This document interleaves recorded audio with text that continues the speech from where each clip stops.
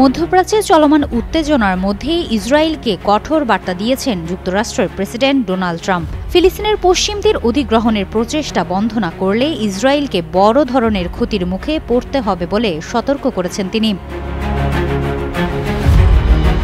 Times ম্যাগাজিনকে দেওয়া এক সাক্ষাৎকারে ট্রাম্প বলেন, যুক্তরাষ্ট্র কোনোভাবেই ফিলিস্তিনের পশ্চিম তীর অধিগ্রহণকে সমর্থন করবে না। তিনি জানান, আরব দেশগুলোর সঙ্গে তার প্রতিশ্রুতি রয়েছে এবং যুক্তরাষ্ট্র আরব বিশ্বের সমর্থন বজায় রাখতে চায়। ট্রাম্পের মতে, ইসরায়েল যদি পশ্চিম তীর অধিগ্রহণের পথে এগোয় তবে তারা যুক্তরাষ্ট্রের সব ধরনের সমর্থন হারানোর ঝুঁকিতে পড়বে।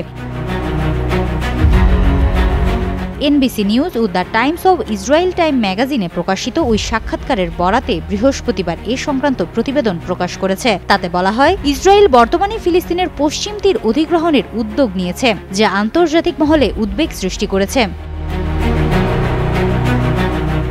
ইসরায়েলি সরকারের উগ্রপন্থী এমপি মন্ত্রীরা পুরো পশ্চিম তীর অধিগ্রহণের দাবি তুলেছেন এবং এ নিয়ে জনমত গঠনের প্রচার চালাচ্ছেন। সাক্ষাৎকারে ট্রাম্প আরও জানান, তিনি গাজা উপত্যকা পরিদর্শনের পরিকল্পনা করছেন, যদিও বিস্তারিত কিছু জানাননি।